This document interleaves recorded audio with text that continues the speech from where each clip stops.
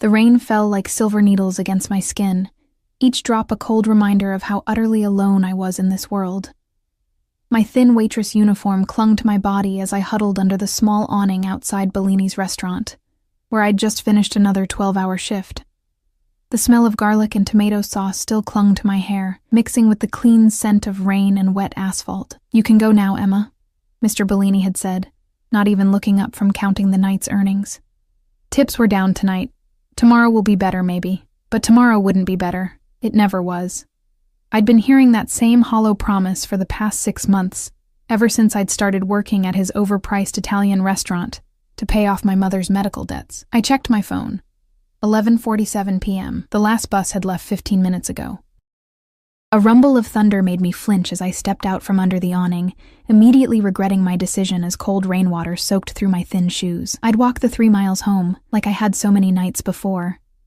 At least the rain would wash away the smell of other people's food and the lingering touches of drunk businessmen who thought a $5 tip bought them the right to let their hands linger on mine. The streets were almost empty, the financial district of Boston transforming into a ghost town after business hours. Streetlights reflected off the wet pavement, creating pools of golden light that seemed to float atop the darkness. My footsteps echoed against the buildings, mixing with the percussion of rain. I was so lost in thought, I didn't notice the black car slowing beside me until its tires splashed muddy water across my already soaked legs. "I'm sorry," a deep voice called out. The rear window had been lowered just enough to reveal a pair of intense dark eyes that seemed to evaluate everything about me in seconds. I instinctively stepped back, nearly stumbling on the curb. The car, which I now recognized as a Bentley, gleamed like obsidian under the streetlights. It was the kind of car I only served drinks beside, never rode in.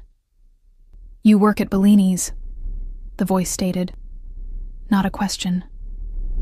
I clutched my purse tighter, alarm bells ringing in my head. "How do you know that?" The window lowered further, revealing a face that belonged in a Renaissance painting. Sharp cheekbones, a strong jaw darkened with 5 o'clock shadow, and those eyes, like polished black stones that absorbed light rather than reflected it. He was younger than I expected, maybe early 30s, with a dangerous beauty that made my heart pound harder against my ribs. "I was dining there earlier." His voice carried the faint trace of an accent I couldn't place. "Private room." The private room? Of course. The section reserved for Mr. Bellini's special guests, the ones who made him nervous, whom he personally attended to, while ordering the rest of us to stay away. "You're walking in this?" He gestured to the downpour with a slight frown. I missed my bus. I didn't know why I was explaining myself to a stranger, especially one who made the hair on my arms stand on end. His eyes narrowed slightly. "Get in. I'll drive you home." "No, thank you." The words rushed out automatically. A slight smile curved his lips, transforming his face into something even more magnetic. It wasn't a request. The way he said it, soft yet unyielding, made my stomach tighten. Before I could respond, the rear door swung open, revealing leather interiors that smelled of expensive cologne and something distinctly masculine. "My mother told me never to get into cars with strangers," I said, trying to sound braver than I felt. He studied me for a long moment. "Alexander Volkov," he said finally. "Now I'm not a stranger." He extended his hand, a large gold signet ring catching the light. I should have walked away. Every instinct screamed at me to run. But the rain was getting heavier, the wind colder, and something in those dark eyes held me captive. "Emma," I replied, not taking his hand. "Emma Collins. Emma." He said my name like he was tasting it. "The storm is getting worse. Get in." As if on cue, lightning split the sky, followed by a crash of thunder that seemed to shake the very ground. I made a decision that would change everything. I slid into the car beside him. The door closed with a soft thud, sealing me into a cocoon of warmth and the heady scent of his cologne. Up close, I could see how expensive his suit was, charcoal gray, perfectly tailored to broad shoulders. His hands resting casually on his thigh were adorned with only the signet ring, his nails perfectly manicured. "Where do you live?" he asked.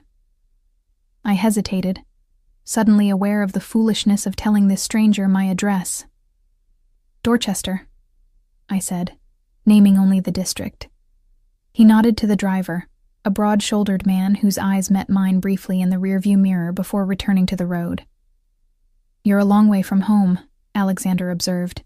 "The pay is better downtown." I kept my answers short, my body pressed against the door, maintaining as much distance as possible in the confined space. "And yet you walk in the rain." His observation wasn't judgmental, merely curious, not by choice. He studied me in a way that made me feel like he was reading every page of my life story. "How long have you worked for Bellini?" 6 months. "You don't like it there?" Again, not a question. I glanced at him, meeting those intense eyes. "It pays the bills." "Barely, I would imagine." His gaze flickered to my worn purse, the frayed edges of my uniform. I felt a flush of shame creep up my neck. "I manage," I replied stiffly. The car glided through the empty streets, the rain creating a hypnotic pattern against the tinted windows. Despite my discomfort, the gentle motion and warmth began to make my eyelids heavy. I fought against it, determined to stay alert. "You're exhausted." His voice had softened, almost gentle. "Sleep if you need to. We'll wake you when we reach Dorchester." I shook my head. "I'm fine." He reached into a compartment and pulled out a cashmere blanket. "Here." When I didn't take it, he draped it over my lap himself, his fingers brushing against my leg. Even that brief touch sent an electric current through me. "Thank you," I murmured, unable to remember the last time someone had shown me such a simple kindness. "You're shivering." There was concern in his voice, but something else too, a possessiveness that should have alarmed me but instead made me feel strangely safe. The car's gentle motion, the soft leather beneath me, and the warmth of the blanket conspired against my determination to stay awake. My eyelids grew heavier, and I fought a losing battle against sleep. The last thing I remembered was Alexander speaking quietly in a language I didn't understand. His voice a low rumble that followed me into dreams. I woke to the sensation of movement, but not the familiar stop and go of city traffic. This was a constant, gentle vibration, a soft hum beneath me. For a moment, I thought I was still dreaming. The surface beneath me was too comfortable to be my lumpy mattress, the air too fresh to be my cramped apartment. Then I remembered the rain, the black car, the dark-eyed stranger who'd offered me a ride. My eyes flew open. I was no longer in a car. Instead, I found myself on a cream-colored leather couch in what appeared to be impossible. My mind struggled to process what I was seeing. Wood-paneled walls, plush carpet, crystal glasses in a lighted cabinet, small oval windows. I was on an airplane. No, not just an airplane, a private jet. Panic surged through me as I bolted upright. The cashmere blanket pooled around my waist.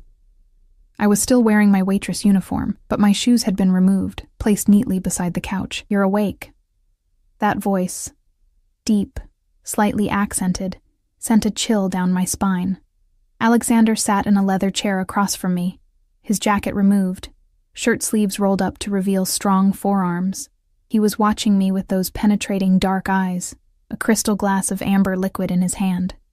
"Where am I?" My voice came out as a frightened whisper. "What is this?" "Currently, about 30,000 feet above the Atlantic."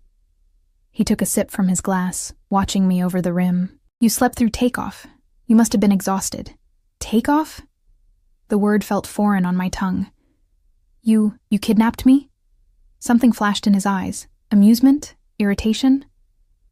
"I prefer to think of it as rescuing you." "From what?" I scrambled to my feet, looking wildly around for an exit, a phone, anything. "From a life of serving drinks to men who don't deserve to breathe the same air as you." He set down his glass and stood. Even in my panic, I couldn't help but notice how he dominated the space, his presence filling every corner of the cabin. "You had no right," I hissed, backing away as he approached. "Take me back. Now." He stopped, leaving a careful distance between us. "I'm afraid that's not possible. We're already halfway to Italy." "Italy?" My voice rose to a near shriek. "Why? What do you want from me?" "Sit down, Emma." His tone was gentle, but left no room for argument. "I'll explain everything." "I don't want to sit down. I want to go home." Tears of frustration and fear burned behind my eyes. "Home?" He raised an eyebrow. To your leaking apartment? To another day of being pawed at by drunken customers? To watching your mother deteriorate because you can't afford better care? I froze. How do you know about my mother? A small, satisfied smile curved his lips. I make it my business to know everything about what belongs to me. I don't belong to you, I whispered, even as a treacherous part of me responded to the possessive gleam in his eyes. Not yet. He moved closer, and this time I didn't back away. But you will, Emma Collins. You've belonged to me since the moment I saw you 6 months ago, when you first walked into Bellini's looking for work. My blood turned to ice. 6 months? You've been watching me for 6 months? He reached out, his fingers brushing a strand of hair from my face with surprising gentleness. I've been waiting for you my entire life. I just didn't know it until 6 months ago. I should have been terrified, and part of me was, but another part, a part I didn't recognize, thrilled at his words, at his touch. Who are you? Really? You know who I am. His hand cupped my cheek, his thumb brushing across my lower lip. You've felt my presence every time I've dined at Bellini's. You've sensed me watching you, and I had. Those nights when the back of my neck would prickle, when I'd turn to find the private room door slightly ajar, a shadow moving behind it. Why me? My voice trembled. His dark eyes searched mine, because from the moment I saw you, I knew no one else would ever be enough. The plane hit a pocket of turbulence, throwing me off balance. Alexander's arms came around me instantly, steadying me against his chest. I could feel his heart beating, strong and steady, as mine raced like a frightened bird's. I can't just disappear, I said against his shirt. My mother is being moved to the best private care facility in Boston as we speak. His voice rumbled through his chest against my ear. All her expenses paid. She'll want for nothing. I pulled back to look at his face. Why would you do that? Because she's your mother. He said it as if it were the most obvious thing in the world, and because I take care of what's mine. I'm not yours, I repeated, but the words sounded hollow even to my own ears. His smile was that of a predator who knew his prey was already caught. You will be. By choice, Emma. I may have brought you onto my plane without your knowledge, but everything that happens from this point forward will be your decision. And if I decide to leave, to go home, then I'll have you flown back the moment we land. His thumb traced the outline of my jaw. But I don't think you will. You don't know me, I whispered. I know you work 16-hour shifts without complaint. I know you send most of your money to your mother's care facility. I know you read poetry on your breaks and dream of seeing the world. His eyes never left mine. I know you deserve more than life has given you. The truth of his words struck me like a physical blow. No one had ever seen me so clearly before. What happens in Italy? I asked, my resolve weakening. You'll stay at my villa, as my guest, not my prisoner. His hands moved to my shoulders, firm but gentle. You'll want for nothing, and you'll have time to decide if the life I'm offering is one you want to share. And what life is that? My voice was barely audible over the hum of the engines. One where you never have to worry about money again. Where you're protected, cherished. His eyes darkened. One where you belong to me, and I belong to you. The possessiveness in his voice should have frightened me. Instead, it awakened something primal inside me, something that had been sleeping my entire life. I don't even know you, I said, one last feeble protest. You will. He released me and stepped back. We have a lifetime for that. Outside the small window, the first rays of dawn stretched across the horizon, painting the clouds in shades of gold and rose. Somewhere below, an ocean separated me from everything I'd ever known.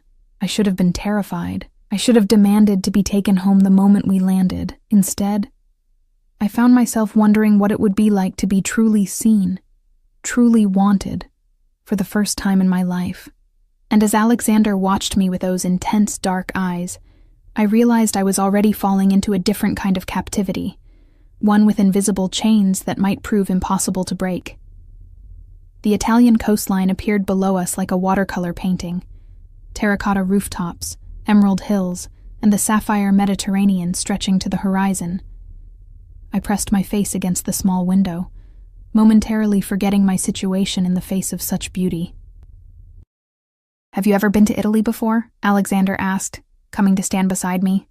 I shook my head, unable to tear my eyes from the view. "I've never been anywhere. My passport—" I trailed off, suddenly realizing, I don't have my passport. How did we even— "It's been taken care of." His tone suggested this was a trivial matter, easily handled with money or influence or both. The plane began its descent, and my stomach lurched, partly from the changing altitude, partly from the reality of what was happening. I was in a foreign country with a man I barely knew, a man who'd essentially kidnapped me, a man who spoke of me as if I were already his possession. Yet here I was, heart racing with something that wasn't entirely fear. "Where exactly are we?" I asked, needing to break the heavy silence. "Amalfi Coast. My family has owned property here for generations." Family. The word sparked a flurry of questions. Who was this man? What kind of family did he come from? The private jet, the casual mention of a villa, the way he'd spoken of my mother's medical care as if the cost were inconsequential. All of it painted a picture of immense wealth. But there was something else, something in the watchful eyes of his driver, in the careful way he scanned our surroundings, in the power that emanated from him like a physical force. The plane touched down smoothly on what appeared to be a private airstrip. No terminal, no other aircraft, just a stretch of tarmac, ending near a cluster of sleek black vehicles. Men in dark suits stood beside them, sunglasses hiding their eyes even in the early morning light. "Your security?" I asked, nodding toward the waiting men. A slight smile curved his lips.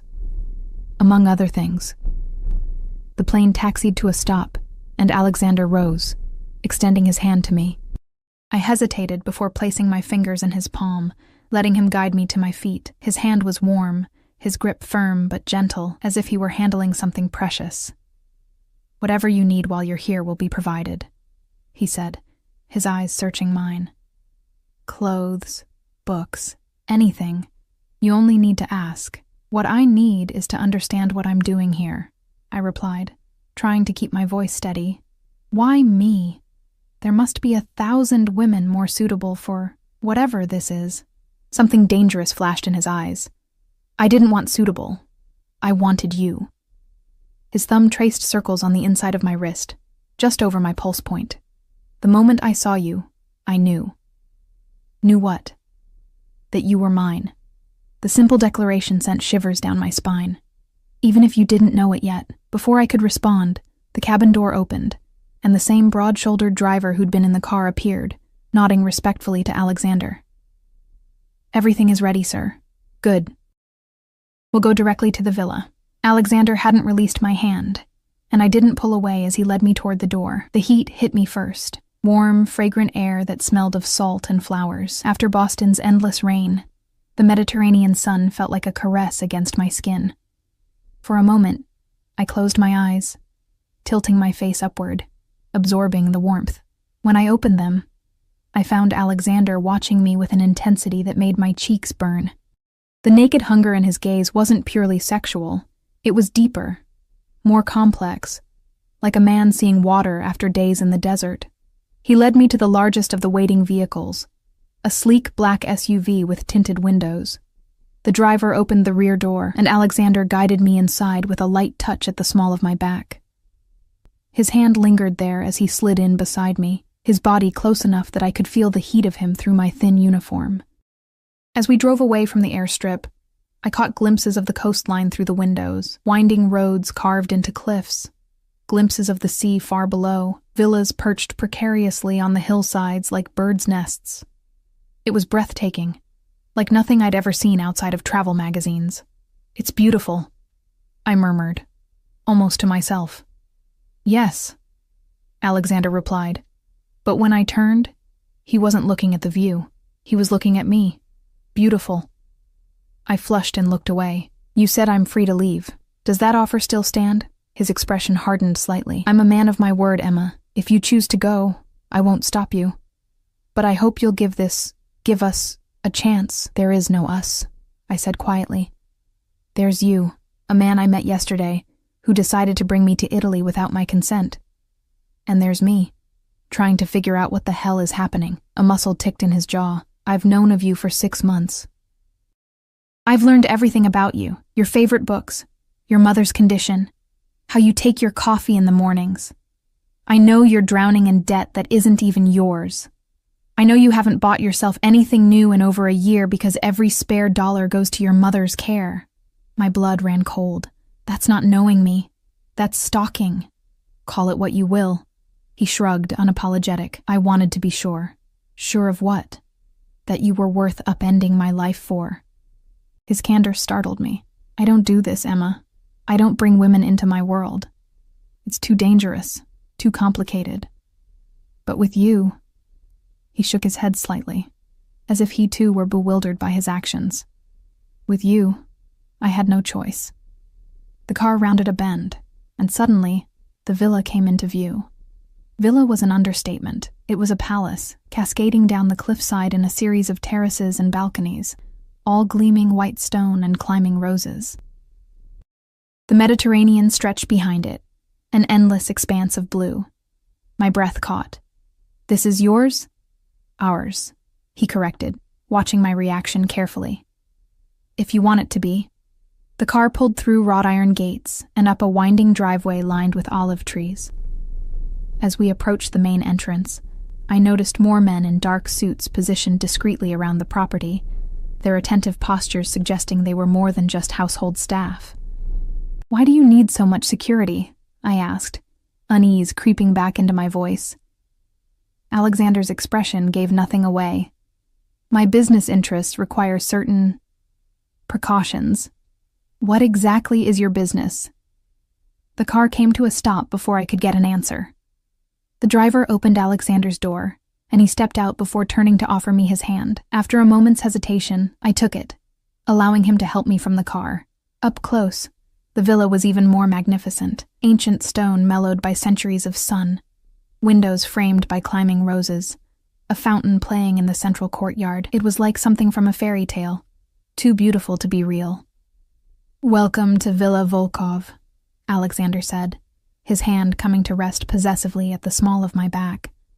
The massive front doors opened before we reached them, revealing a slender woman with silver-streaked black hair, her posture ramrod straight, her expression carefully neutral. Alessandra! Alexander greeted her in a tone that suggested respect rather than familiarity. This is Emma Collins. She will be staying with us. See that she has everything she needs. The woman's dark eyes flicked over me, taking in my rumpled waitress uniform, my tangled hair, my obvious discomfort. If she found anything unusual about my sudden appearance, she gave no sign of it. Of course, Mr. Volkov. Miss Collins, welcome. Her English was perfect, with just a hint of an Italian accent. Would you like to freshen up after your journey? Before I could answer, Alexander spoke.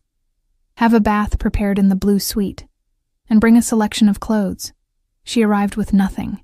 The presumption in his tone made me bristle.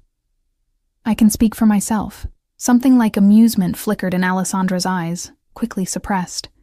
Alexander, however, didn't look amused at all. His hand tightened slightly against my back. Of course you can, he said, his voice deceptively soft. But right now, you're exhausted, disoriented, and still wearing clothes you've been in for over 24 hours. Let Alessandra take care of you. We'll talk after you've rested. Put that way, it was hard to argue. I was exhausted, and the thought of a bath was too tempting to resist. I nodded, and Alessandra gestured for me to follow her. As I moved away from Alexander, his hand lingered on my back until the last possible moment, as if he were reluctant to break contact. I felt his eyes on me as Alessandra led me up a sweeping marble staircase and into the depths of the villa. The blue suite is one of our finest guest rooms, she told me, as we walked along a corridor lined with artwork that belonged in a museum. It has a private terrace overlooking the sea. How long has he owned this place? I asked, trying to glean any information I could. Alessandra's expression remained impassive.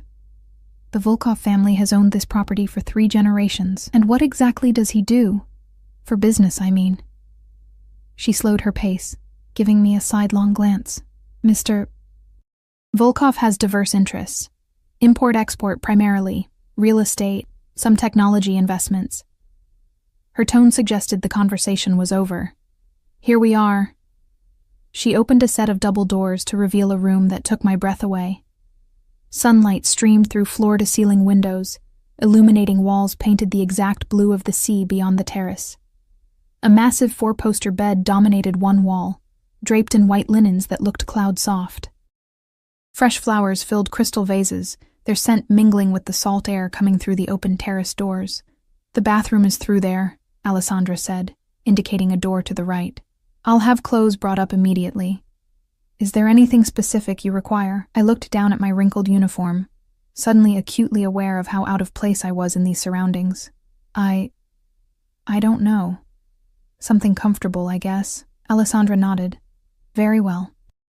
The bath will be ready shortly." She left, closing the doors behind her. And for the first time since entering the black car in Boston, I was alone. I moved to the terrace doors, stepping out into the warm sunlight. The view was breathtaking. Terraced gardens leading down to a private beach, the Mediterranean stretching to the horizon. What was I doing here? In less than 24 hours, I'd gone from a struggling waitress to... what? A guest in a billionaire's Italian villa. A captive, albeit in a gilded cage. The sensible thing would be to demand a phone, call the embassy, get myself home as quickly as possible. But home to what? My cramped apartment with its leaking ceiling? Another double shift at Bellini's, fending off wandering hands? My mother's medical bills, piling higher each month? And then there was Alexander himself. The way he looked at me, like I was precious, like I was necessary, stirred something in me I hadn't known existed. No one had ever wanted me like that before. No one had ever seen me the way he seemed to. A soft knock interrupted my thoughts. A young woman entered, carrying a stack of neatly folded clothes. She set them on the bed with a respectful nod. "The bath is ready, miss," she said in heavily accented English. "Is there anything else you need? A phone?" I asked hopefully. She hesitated. "I would have to ask Mr. Volkov." "Of course. Never mind. Thank you." After she left, I explored the bathroom, finding it as opulent as the bedroom. Marble floors, a sunken tub big enough for 3 people, already filled with steaming water scattered with rose petals. Expensive-looking bottles lined a shelf. Shampoos, oils, soaps. I shed my grimy uniform, letting it pool at my feet, and stepped into the tub.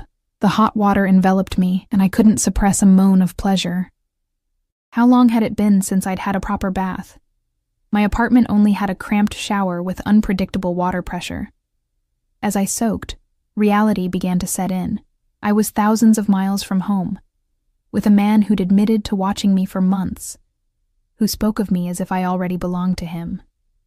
A man with enough power and money to arrange international travel without documentation, to move my mother to a private facility overnight, to command a small army of security personnel. What kind of man had that kind of power? What kind of business interest required that level of protection? Import-export, Alessandra had said. But there was more to it, I was certain. The way his driver watched everything, the security throughout the property, the careful way Alessandra had answered my questions. It all suggested something beyond legitimate business. By the time I emerged from the bath, my skin flushed and my thoughts slightly clearer, I'd made a decision. I would stay. For now. I would learn what I could about Alexander Volkov and his world, and then I would decide whether to run or to stay. I wrapped myself in a plush towel and returned to the bedroom to examine the clothes that had been left for me. The selection was impressive. Dresses in various styles, pants, blouses, even lingerie and nightwear, all in my size. I chose a simple sundress in pale blue linen, feeling strangely vulnerable as I slipped it over my head. The fabric was finer than anything I'd ever worn, soft against my skin. As I was running a brush through my damp hair, another knock came at the door. My heart jumped, thinking it might be Alexander, but it was Alessandra who entered. "Mr. Volkov invites you to join him for lunch on the main terrace," she said. "When you're ready." And if I'm not ready? Her expression didn't change, but something flickered in her eyes. Perhaps respect. "Then I will tell him you're resting. The choice is yours, Miss Collins." The choice is yours. Alexander had said something similar on the plane. It was a strange sort of power to give me, when he'd already taken so much choice away. "I'll join him," I said finally. "I have questions that need answers." Alessandra nodded. "Very well. Follow me when you're ready." After she left, I took a deep breath, steeling myself. Whatever game Alexander Volkov was playing, I needed to understand the rules. And to do that, I needed to face him again. This enigmatic man who'd turned my world upside down in the space of a single rainy night. The main terrace was a masterpiece of Mediterranean elegance. White stone floors, climbing bougainvillea casting dappled shade, and a panoramic view that stole my breath. Alexander sat at a glass-topped table, his attention focused on papers spread before him. He'd changed into linen pants and a white shirt, open at the collar, his dark hair still slightly damp as if he too had showered. The casual attire softened his appearance, making him seem almost approachable, almost.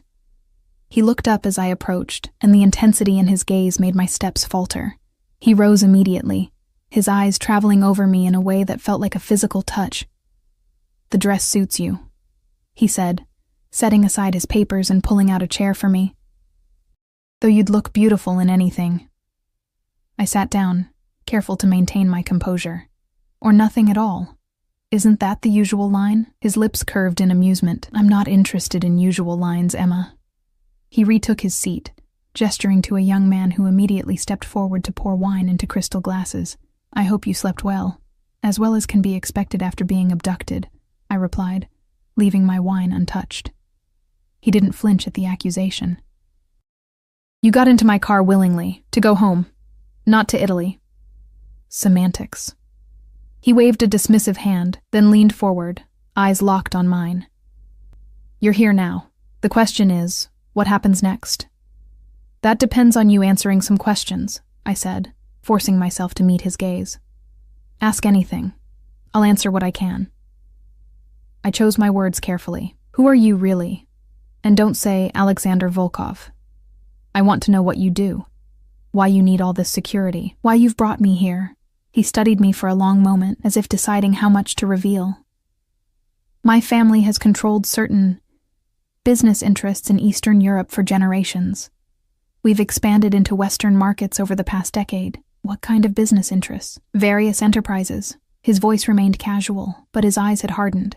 "Some more legitimate than others." The realization that had been building since our first meeting crystallized into certainty. "Your Mafia." He didn't deny it. "That term is so imprecise. I prefer to think of myself as a businessman operating outside conventional restrictions." My pulse quickened. I'd suspected, of course, the security, the wealth, the power, but hearing him all but confirm it sent a chill through me. "You're a criminal. By some definitions." He took a sip of his wine, watching me over the rim of his glass. "By others, I'm a man who creates order where governments fail, who provides protection to those who need it, who keeps a balance of power that prevents greater violence." "You're justifying breaking the law." "I'm explaining how the world actually works, beyond the simplified morality you've been taught." His voice remained calm, almost gentle, as if he were explaining a difficult concept to a child. "The line between legal and illegal is drawn by those with power. I simply operate under a different set of rules." A server appeared, placing a plate of delicate seafood before each of us. I stared down at the artfully arranged food, my appetite gone. "And where do I fit into this world of yours? Why am I here?" Alexander set down his glass, his expression growing serious. "From the moment I saw you, I knew you were different. There's a light in you, Emma, a resilience, a purity, that I haven't seen in anyone else. So, you decided to..." "What? Collect me? Like some rare specimen?" His jaw tightened. "I decided to give you the life you deserve. Away from struggle, away from men who don't value you. By taking me away from everything I know, without asking." I pushed my plate away, anger rising. "That's not protection. That's possession." "Yes." The simple admission startled me. "I want to possess you, Emma. I want you to be mine in every way a woman can belong to a man. But I want you to choose it." The raw honesty in his voice sent heat spiraling through me, contradicting the outrage I knew I should feel. And if I don't choose it? Then you're free to leave. His eyes never left mine. But I think you're curious about this life, about me, about what we could be together. He wasn't wrong. And that terrified me more than any threat could have. You're asking me to accept a life built on crime, on hurting people. I'm asking you to accept reality. He leaned forward, his voice dropping. The world you think you live in, where good is rewarded and evil punished, where hard work guarantees success, it's a fairy tale. I'm offering you truth and protection and anything else your heart desires. The worst part was how tempting his words were. How easily I could imagine slipping into this life of luxury and protection, leaving behind the constant struggle that had defined my existence for so long. My mother, I said, changing tactics. You said she's being moved to a better facility? The best in New England. He reached into his pocket, producing a phone which he slid across the table to me. Call the number and contacts under Wellington Care. Ask for Dr. Patel. She'll confirm your mother arrived safely this morning and is settling in. My fingers trembled as I picked up the phone, finding the contact and dialing. A female voice answered, identifying herself as Dr. Patel. When I asked about my mother, she confirmed everything Alexander had said. Marion Collins had been transferred that morning, was comfortable, and was already scheduled for additional treatments unavailable at her previous facility. Would you like to speak with her? Dr. Patel asked. Tears pricked my eyes. Yes, please. My mother's voice, stronger than I'd heard it in months, came through the line. Emma? Sweetheart, where are you? They told me you'd arranged all this. I swallowed hard, looking across at Alexander, who watched me with unreadable eyes. I'm taking care of some business, Mom. How are you feeling? Better than I have in ages. The happiness in her voice was unmistakable. This place is amazing, Emma. My room has a view of a garden, and the doctors. They've already done more tests in one day than the other place did in a month. Guilt and gratitude warred within me. That's wonderful, Mom. But how are you affording this? It must cost a fortune. I met Alexander's gaze. I've made some changes in my life. Don't worry about the money. Just focus on getting better. After a few more minutes of conversation, I promised to call again soon and hung up, setting the phone carefully on the table between us. Thank you, I said quietly, for what you've done for her. Alexander nodded, his expression softening. Your loyalty to her is one of the things I admire about you. Family is everything. The way he said it suggested a deeper meaning, a core principle rather than a platitude. Is that why you're in the family business? Loyalty. A shadow crossed his face. My father built an empire. My responsibility is to protect and expand it, even if that means doing terrible things. Even then, his honesty was disarming, but I have lines I don't cross, rules I live by. What kind of rules? I don't harm children. I don't traffic in humans. I don't betray those loyal to me. He held my gaze, and I protect what's mine with my life. There it was again, that possessiveness that should have repelled me, but instead sent a forbidden thrill through my veins. I'm not yours. Not yet. His confidence was absolute, but you will be. The meal continued in tense silence, broken only by the gentle clinking of silverware against fine china. Despite my agitation, hunger eventually won out, and I found myself eating the exquisitely prepared seafood, aware of Alexander's approving gaze. You mentioned staying at the villa, I said finally. For how long? That's up to you. I'll be here for at least 2 weeks before business calls me back to Boston. He refilled my water glass without asking. You're welcome to stay longer, with or without me. And after that? After that, if you choose to stay with me, we return to Boston together, to my home. His eyes darkened. To our life. You make it sound so simple. It is simple. Stay or go. Choose me or don't. The intensity of his gaze pinned me to my seat. But know this, Emma. If you choose me, it's forever. I don't share what's mine. I don't allow second thoughts. Once you're mine until death. A chill ran through me at the finality in his tone. That sounds more like a threat than a proposal. It's a promise. He reached across the table, his fingers brushing against mine. I will give you everything. Luxury, protection, pleasure beyond anything you've imagined. But in return, I demand absolute loyalty. The touch of his skin against mine sent electricity racing up my arm. And what about love? Or doesn't that factor into your equation? Something vulnerable flickered in his eyes.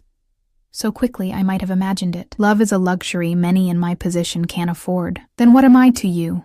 A possession? A trophy? You're a necessity. The raw honesty in his voice caught me off guard. From the first moment I saw you, I knew I would never be complete without you. Before I could respond, a man in a dark suit approached, leaning down to whisper something in Alexander's ear. His expression hardened instantly, the vulnerable moment vanishing as if it had never existed. "Excuse me," he said, rising from the table. "Business requires my attention. Alessandra will show you around the grounds. We'll continue our conversation at dinner." He was gone before I could object, striding away with the confident gait of a man accustomed to command. The transformation had been instantaneous, from the almost tender man who'd touched my hand to the cold, controlled leader of a criminal empire. Alessandra appeared as if summoned by magic, her expression as unreadable as ever. "Would you care to see the gardens, Miss Collins? Or perhaps the beach?" I stood, still unsettled by Alexander's abrupt departure and the conversation that had preceded it. "The beach, I think. I need some air." She led me down a series of stone staircases that wound through terraced gardens, each more beautiful than the last. Olive trees provided patches of shade, their silver-green leaves rustling in the gentle breeze coming off the sea. "How long have you worked for him?" I asked as we walked. Alessandra's pace didn't falter. "For Mr. Volkov specifically, 3 years. For the family, nearly 20. What is he like? As an employer, I mean." She considered this for a moment. "Demanding, fair, unforgiving of betrayal," she glanced at me. "He values loyalty above all else."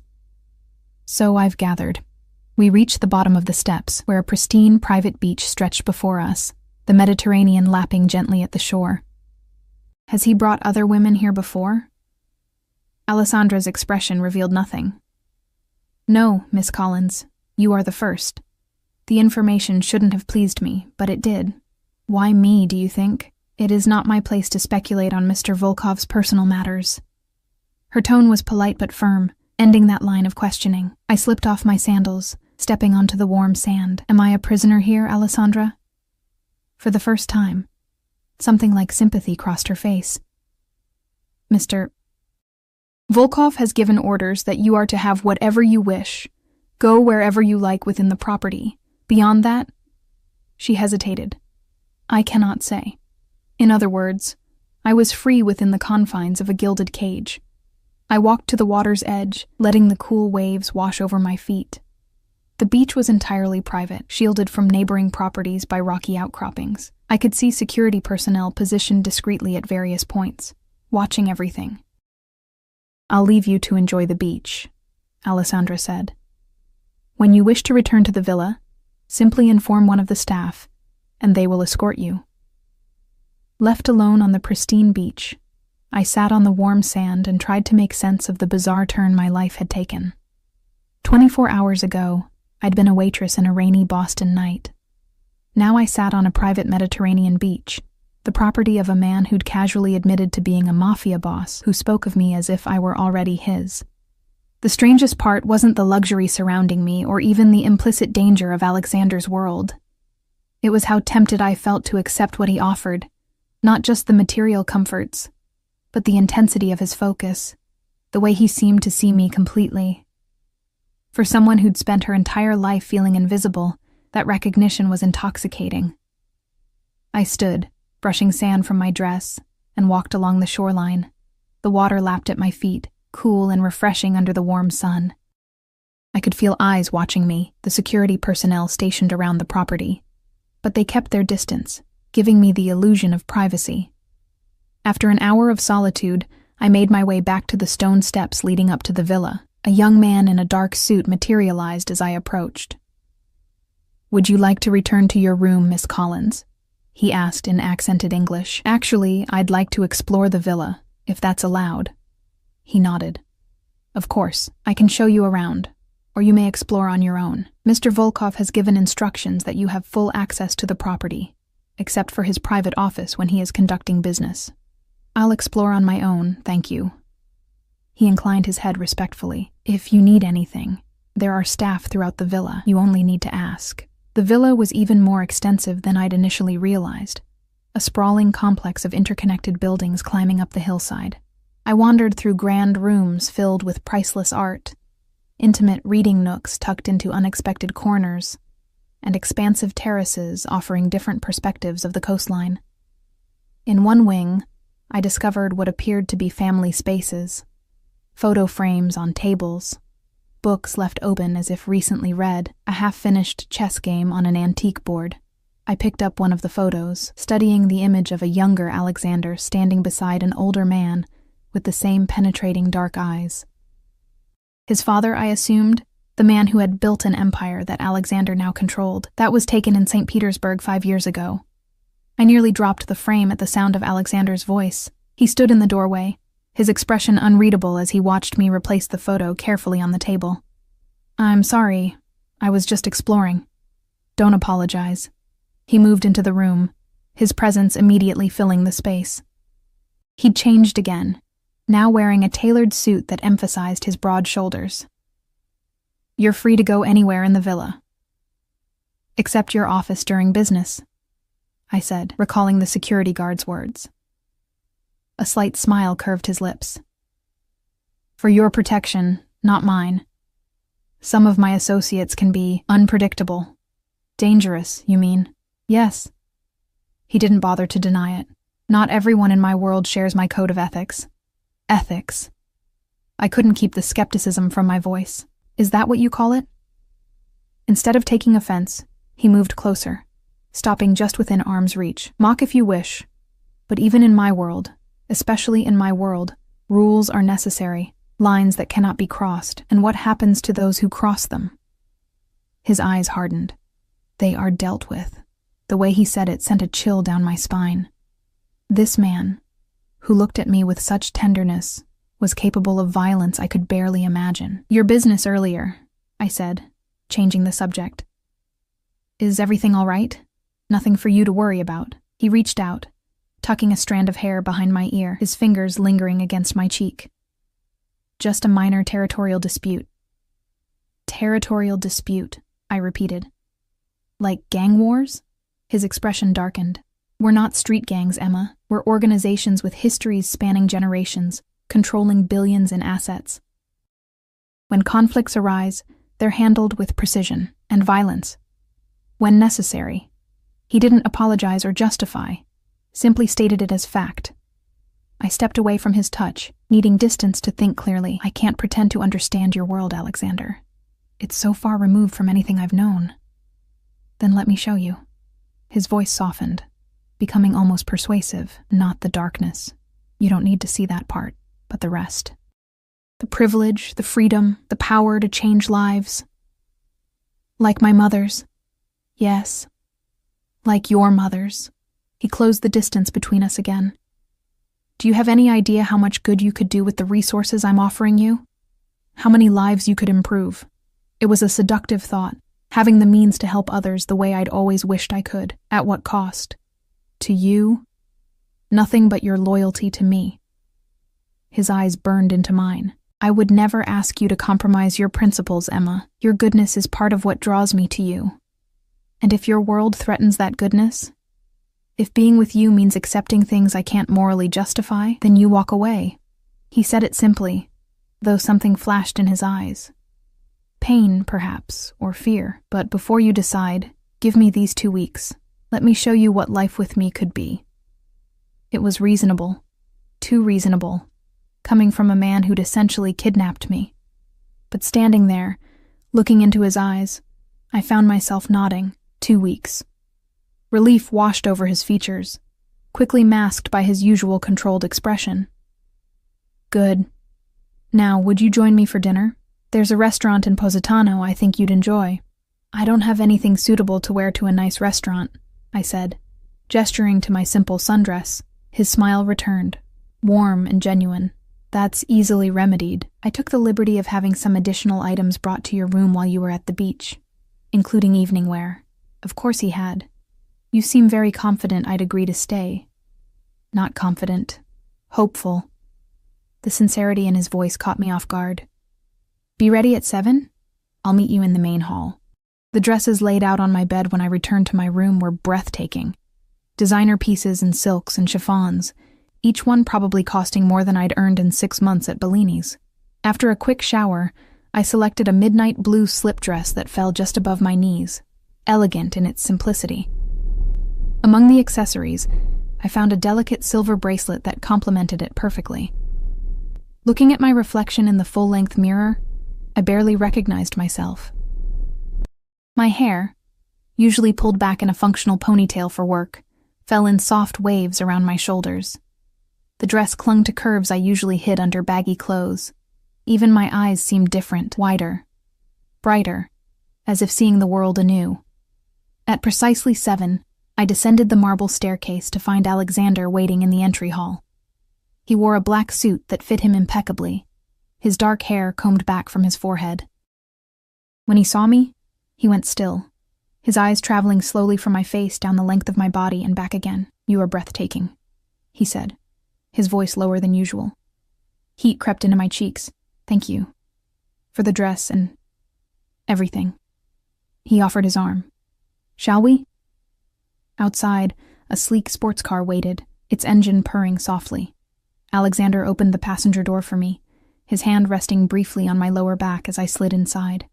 The interior smelled of expensive leather and his cologne, a heady combination that made my pulse quicken. No driver tonight?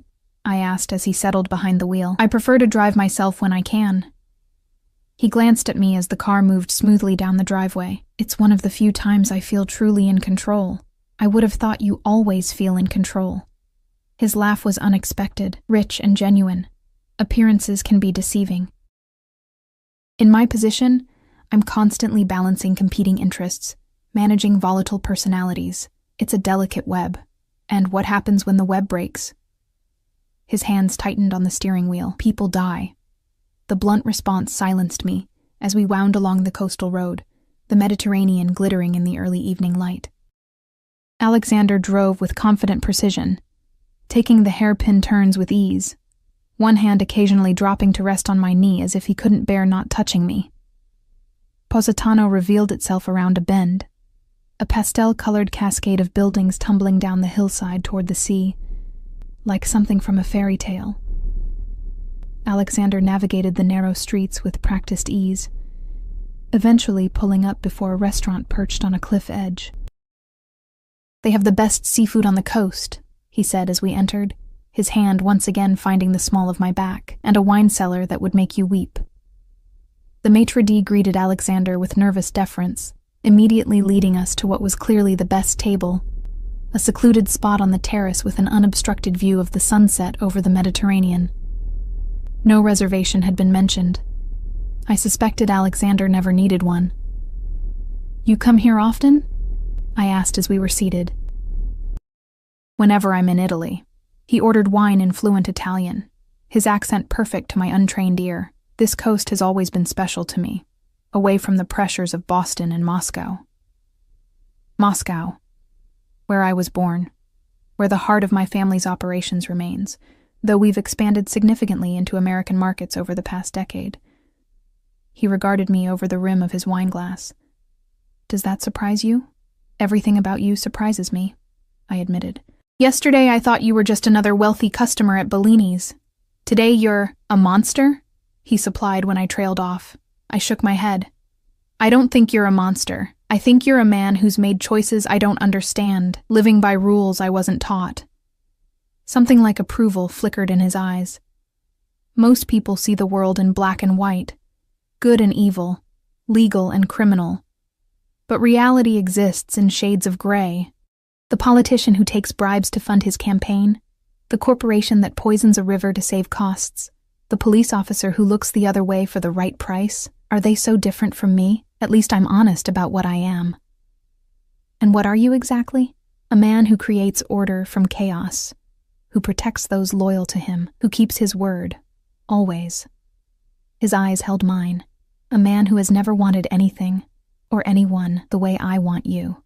Heat bloomed in my chest, spreading outward until my whole body felt flushed. The intensity of his gaze, the raw honesty in his voice made it hard to breathe. Why? The question escaped in a whisper. Why me? Alexander was silent for a long moment, as if carefully choosing his words. I've known many women, Emma, beautiful women, intelligent women, women born into my world, who understand its rules and expectations. But none of them has what you have, which is light. He said it simply. A fundamental goodness that hasn't been corrupted by hardship or ambition. A strength that comes from within, not from power or wealth. His voice dropped lower. From the moment I saw you, I knew you were what I've been searching for without knowing it. The missing piece. The server arrived with our appetizers, breaking the moment. Throughout the meal, Alexander was attentive, ensuring my glass was never empty, asking about my preferences, sharing stories of the region's history and his previous visits. He was charming, knowledgeable, and at times even playful. A side of him I hadn't glimpsed before. It was easy, too easy to forget who he was, what he was. As we shared a dessert, a delicate lemon tart with fresh berries, I found myself laughing at a story he told about his first visit to Italy as a teenager. His smile in response was warm, genuine, reaching all the way to his eyes. You should laugh more often, he said, reaching across the table to brush his fingers against mine. It transforms you. Our fingers intertwined on the tablecloth, and I didn't pull away. The wine, the setting, the man across from me, it all combined to create a dreamlike quality, as if we were characters in a story rather than real people with complicated lives. What happens next? I asked, my voice soft in the candlelight. If I stay, if I choose you. His eyes darkened. You become mine, in every way. As what? Your mistress? Your prisoner? As my wife. The word hung between us like a physical presence. Wife, not girlfriend, not mistress, wife. The most permanent, binding claim a man could make on a woman. You can't be serious, I whispered, my fingers suddenly stiff within his. I've never been more serious about anything in my life. Alexander's expression was solemn, his dark eyes unwavering. When I said forever, Emma, I meant it. I don't do temporary, not with you. We barely know each other. My voice sounded thin, distant to my own ears. You can't possibly want to marry someone you just met. I've known you for 6 months, he countered. I've watched you, learned about you, seen who you truly are. The only difference is that now you're aware of me too. That's not how relationships work. Normal people date. They learn about each other. They fall in love. We are not normal people. His grip on my hand tightened, not painfully, but with unmistakable possession. I am the head of a family empire. You are the woman I have chosen. Traditional courtship isn't an option for us. Because you kidnapped me, I couldn't keep the edge from my voice. A muscle ticked in his jaw. Because my world doesn't allow for the luxury of time. Every day I'm not with you is a day you could be taken from me. By a rival family, by law enforcement, by any of a dozen forces that would destroy what I'm building. And what exactly are you building? I asked, trying to understand this man who spoke of marriage to a woman he'd technically just met. His gaze grew distant for a moment. A legacy. Something that will outlast me, something worthy. His eyes refocused on mine. My father built his empire on blood and fear. I'm transforming it, diversifying into legitimate businesses, establishing political connections, creating stability. I need a partner in that, someone who sees the world as it should be, not just as it is. And that's me? A waitress from Boston with no connections, no wealth, nothing to offer your empire? You have everything to offer. The sincerity in his voice was disarming. Compassion, moral clarity, strength that comes from goodness, not fear. He brought my hand to his lips, pressing a kiss against my knuckles. Do you know how rare that is in my world? Everyone wants something from me. Everyone has an angle, a hidden agenda, except you. I pulled my hand away, needing distance to think clearly. This is insane. You can't just decide someone will be your wife without their input. I'm not deciding for you. I'm asking. For the first time, uncertainty flickered across his features. Stay with me for these 2 weeks. Let me show you what life with me would be. Then make your choice. And if I choose to leave, then you leave, with enough money to secure your mother's care for the rest of her life and to start fresh wherever you wish.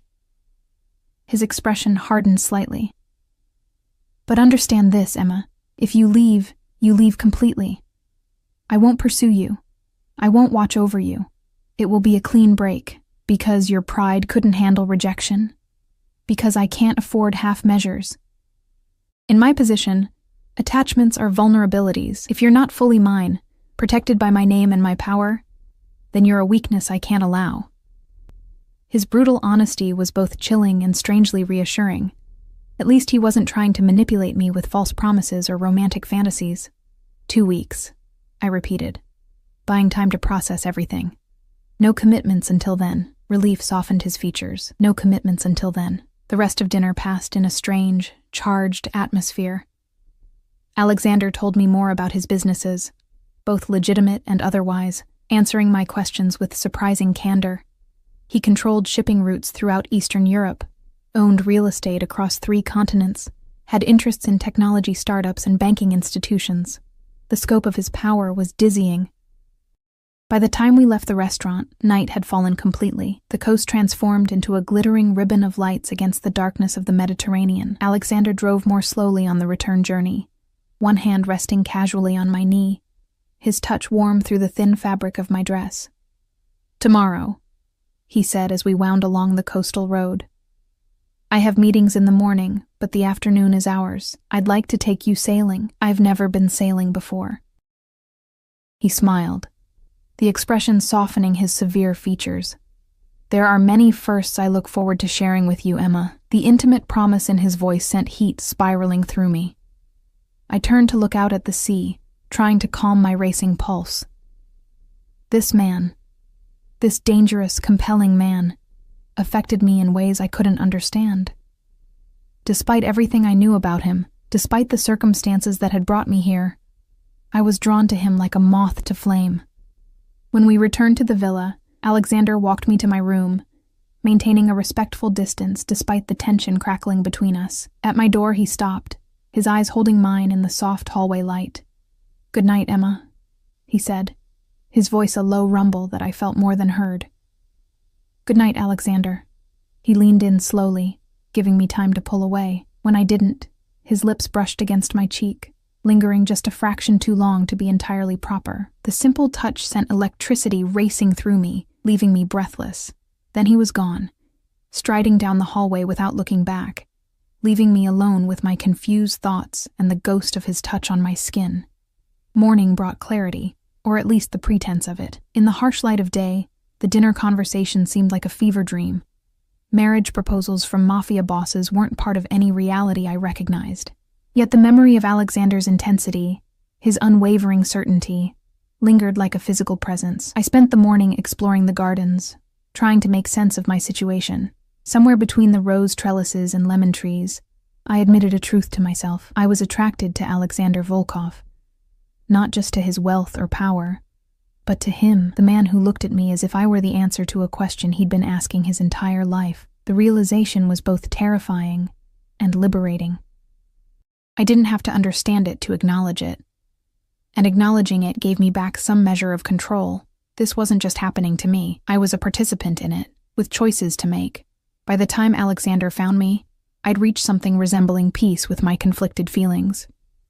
"You look beautiful today," he said, approaching along a stone path. He'd traded his usual suit for casual linen pants and a white shirt, sleeves rolled up to reveal tanned forearms. The more relaxed attire made him appear younger, less forbidding. "Thank you." I'd chosen a simple white sundress from the wardrobe that had mysteriously expanded overnight, with more clothes in my exact size. "Are we still going sailing?" "If you'd like to." For once, he seemed almost hesitant, as if uncertain of my mood after last night's revelations. I would.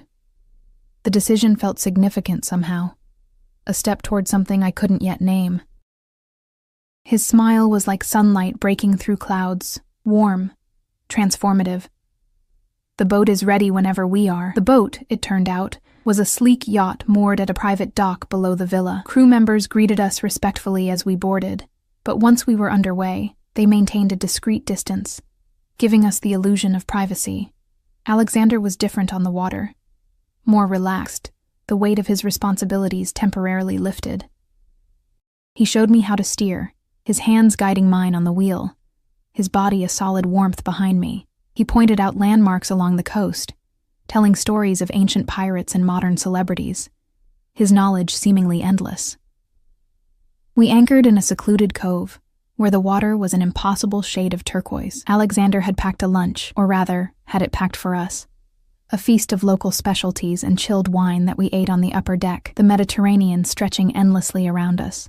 "You love it here," I observed, watching as he gazed out at the sea, contentment softening his usually vigilant expression. "It's one of the few places where I feel free," he admitted.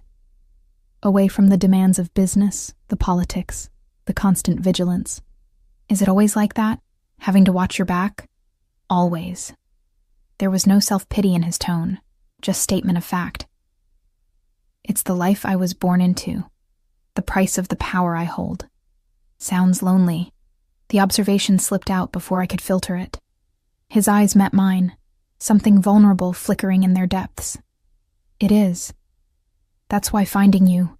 He trailed off, then reached across the small table between us, his fingers brushing mine. "You see the real me, Emma, not just the power or the money or the danger. You see me." The simple truth of it resonated within me. Despite everything, the kidnapping, the criminal empire, the impossible marriage proposal, I did see him. The man beneath the Mafia boss. The human being behind the carefully controlled exterior. "I'm trying to," I said honestly. His smile was brief but genuine.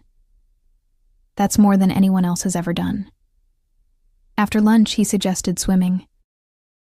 I hesitated, not having packed a swimsuit, but he produced one. Of course he had, in my exact size. A modest navy blue one-piece that somehow still managed to be elegant. The water was perfect, cool enough to be refreshing under the warm Mediterranean sun, clear enough to see fish darting between rocks far below. Alexander swam with the powerful grace of an athlete, cutting through the water with practiced ease. I was less graceful, but enthusiastic, reveling in the novelty of swimming in the open sea rather than the chlorinated public pools of my childhood. When I tired, Alexander helped me back onto the boat, his hands strong and sure around my waist. Water droplets clung to his skin, highlighting the defined muscles of his chest and arms. I caught myself staring and quickly looked away, but not before noticing the heat in his eyes as he watched my reaction.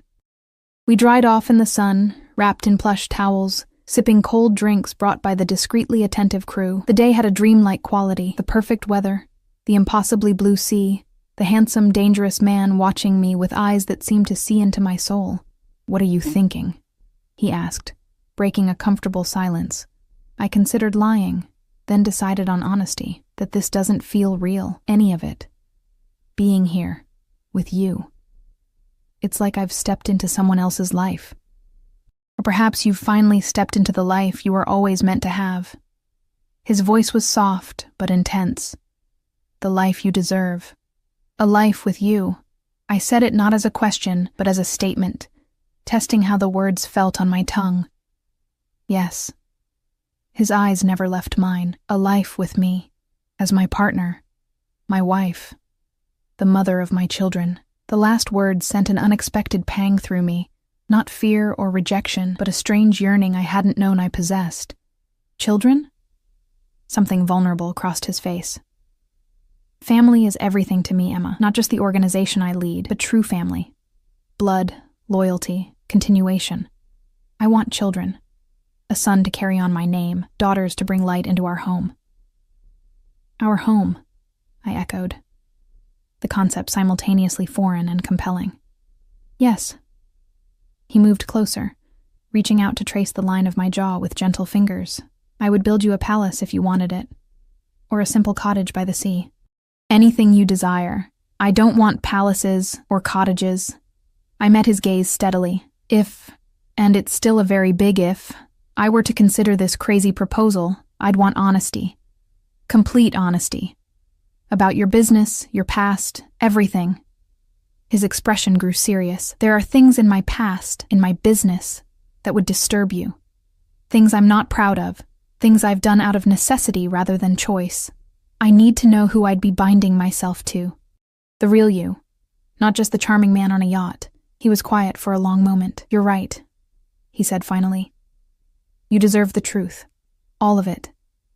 If you're to be my wife, there can be no secrets between us. He took my hand, his grip firm but gentle. Tonight, after dinner, I'll tell you everything. And then you can decide if you still want to consider my proposal. The sun was beginning to set as we returned to shore, painting the sky in spectacular shades of orange and pink. Alexander stood behind me at the railing, his arms wrapped around my waist, his chin resting lightly on my head.